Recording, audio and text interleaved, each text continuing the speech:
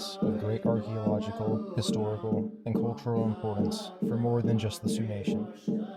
With evidence of habitation dating back more than 12,000 years, petroglyphs of extinct animals and megafauna decorate the faces of cliffs and walls surrounding the canyon. Some glyphs depict full scenes, and the west area was used as a buffalo jump and kill site as well as a hearth.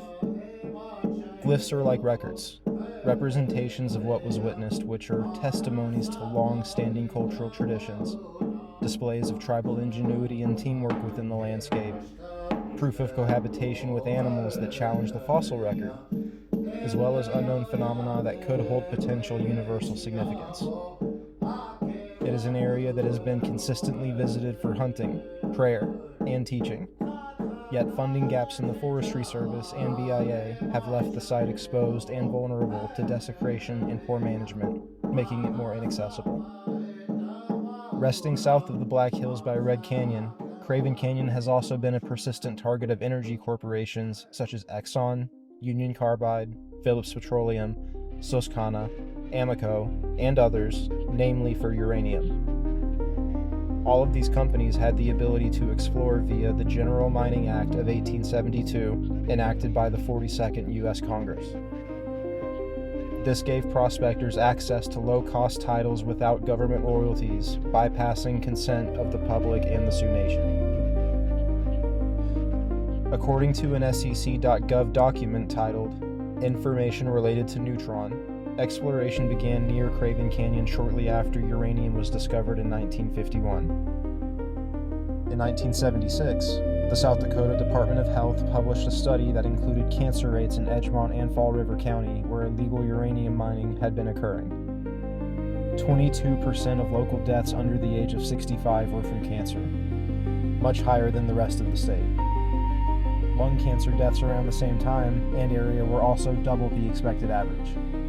In 1979, Union Carbide was caught by a local moving large equipment into the Black Hills without a state permit, as part of the Cord project. Legal action by the Black Hills Alliance forced the project to stop, although the exact amount of pollution, negligence, and fallout can't be measured. Since extraction in this area began, many sites left discarded materials and mill tailings and open pits that were radioactive, contaminating fill dirt that would be used in communities around the area. It would be 30 years before the Department of Energy decided to argue that Edgemont was so irradiated that it should be used as a nuclear dump site ran by Chemical Nuclear Corporation.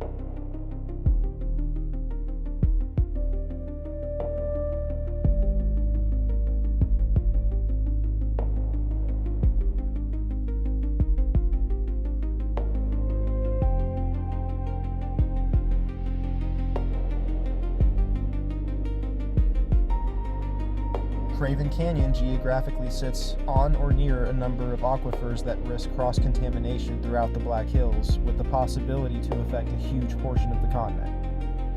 The Aquifer, known as volcano water by the Lakota, circulates water around the Dakotas and northwest through Wyoming. Pohapa, or the Spearfish Formation, is recognized as an aquifer by the Lakota, but a geologic layer formation by science extending up across Canada's border. The Niluzaha, meaning fast water, surrounds the Black Hills and feeds Rapid Creek directly to Rapid City. The Nikata, or Minikata, is an aquifer that forms a ring around the Black Hills with limestone. These aquifers form a layered sequence with fragile systems that can create unforeseen consequences if disturbed. Companies like Encore and PowerTech assert that modern uranium mining is safer than older practices. In situ uranium mining flushes a solution through sandstone aquifers and pulls it back up for refinement, deliberately contaminating the aquifer as part of the process. Mining maps by Mata Uhitika and Black Hills Clean Water Alliance show the growth of mining claims in the Black Hills.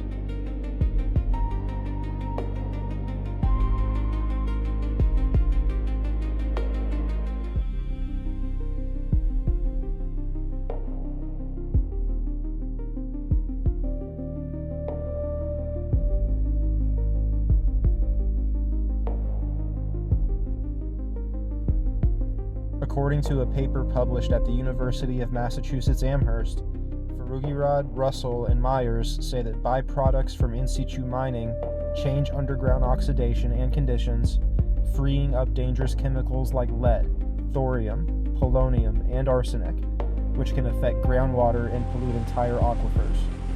These threats can cause irreparable damage to the environment and human health, and are invasively intruding on lands belonging to people whose past is already written with enough devastation. For these reasons, it is necessary to submit a UNESCO World Heritage Site nomination for Craven Canyon. Having represented the Sioux Nation for decades at the United Nations, necessary paperwork will be handled pro bono by Alessandro Martir. The UNESCO in Italy want to declare the culture, history, tradition, and language of the Dakota as intangible heritage of humanity. The following are ways that Craven Canyon meets selection criteria for World Heritage designation.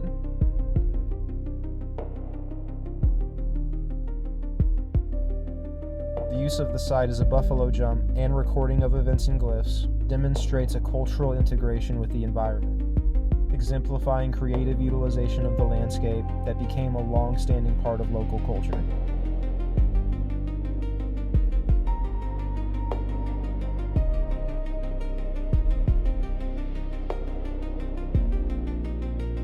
Communal use of Craven Canyon was a concentrated effort to corral wild game, making use of its natural architecture. This collaboration to me emphasizes an important interchange of human values to ensure security. Utilizing the canyon for hunting and record keeping exemplifies group planning in partnership with the landscape design.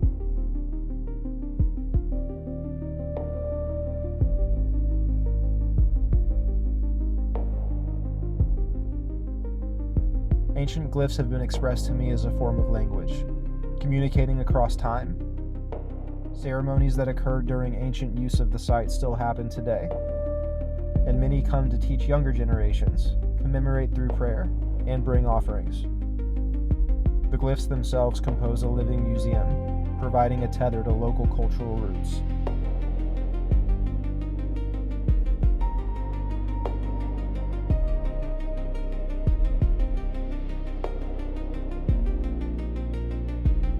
The experiences and animals illustrated in glyphs across the canyon are a cultural collection, spanning different time periods, cohabitated by different megafauna and stages of history. These prehistoric efforts to document and preserve signify a desire by the artist to endure time, be understood, and are some of the earliest and most significant findings regarding prehistoric humans.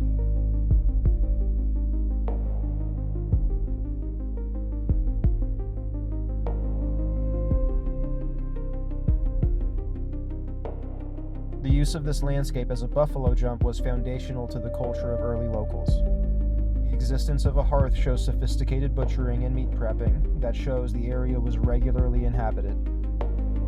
Corporate interest is intent on extracting profit from these important lands, disinterested in the cultural or environmental impact.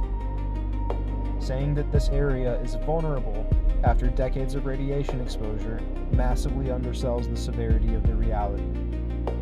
The damage already done will take thousands of years to neutralize, and past proof of regulatory negligence makes trusting any corporate efforts impossible.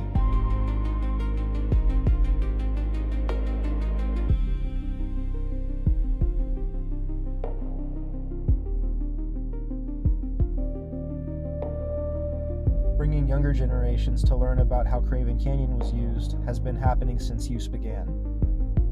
Glyphs are glimpses through time, historical records, and perhaps the closest look we can get to what life was like in the area during that time. Exhibiting traditions, experiences, and maybe even unidentified phenomena. The cultural education of the site and contents of the glyphs hold inherent significance to humanity.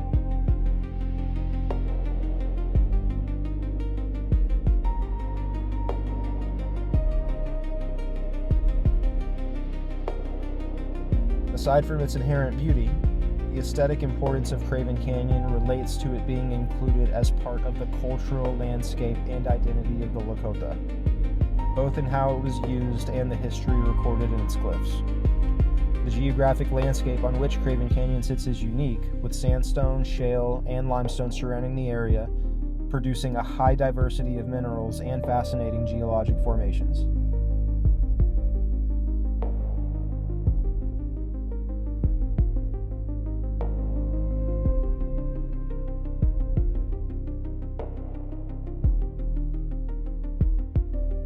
The combination of prehistoric scenes decorating the walls of the cliffs, distinguishing topography, and geomorphology of Craven Canyon exhibit together a working tapestry, making the rock art on its walls and how the canyon was used inseparable from the natural processes and beauty that make it remarkable.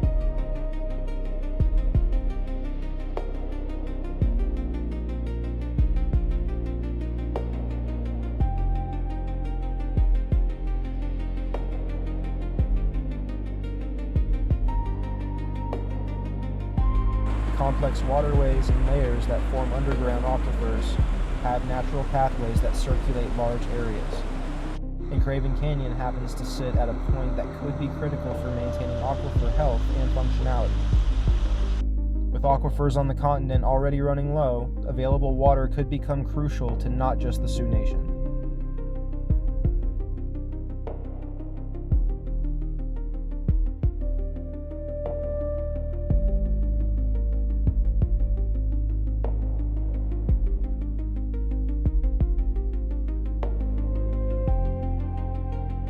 This area has a diverse ecosystem of plants and animals, with many being threatened or endangered. According to a biological assessment by the Nuclear Regulatory Commission for the Dewey Burdock area, many animals and plants under threat are listed to exist. This document, being only 6 months old, indicates a motive to explore and make habitat more scarce for already threatened species. The black-footed ferret is a predator of prairie dogs, helping control their population. The northern long-eared bat is at risk of white nose syndrome and has extremely low numbers. Western regal fritillary butterflies inhabit the area, as well as migratory monarchs, with both being important pollinators. The cost of human health from illegal mining in Fall River County must also be reflected in plants and animals. This criteria references threatened species of outstanding universal significance when the proposed invasive practices for the area stand to wipe out entire ecosystems and affect whole regions. Having more than a few threatened species in the area, Edgemont and Fall River County could face critical ecological challenges once species that serve a purpose disappear.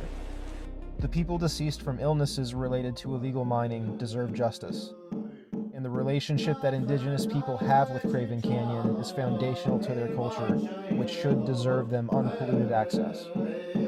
The General Mining Act of 1872 was designed to limit indigenous representation on their own lands, and make desecration of their sacred sites legal. The fallout of unexpected consequences from aquifer contamination across the continent can't be measured. And previous energy company presence shows there can be no expectation of honesty or safety. The richness of Craven Canyon's continuous cultural history, surreal landscape, and significant geomorphology make it an ideal place to designate a World Heritage Site, effectively meeting listed criteria. Significant history could be lost. A culture that has survived everything could be stripped of part of their home and identity. The toll on human health could be total for many and has been for some. Already threatened animals could go extinct, and the land for unknowable stretches could become poisoned through aquifer contamination or industry accidents. The General Mining Act of 1872 is an outdated law formed by a Congress that didn't consider indigenous people as human, that stands to enable continued devastation and exploitation of the natural world. Whatever suffering, fallout, and cultural loss occurs isn't just collateral damage. It's ecocide and genocide. Aside from UNESCO World Heritage Site designation, public support opposing drilling holds the highest chance of obstructing the plans energy giants have for the area. A meeting and rally will be held on January 10th in Pierre, South Dakota at the Capitol building to hear public comments on permit containment, and everyone is encouraged to come express their thoughts. Please like and share this video and help educate others on current happenings.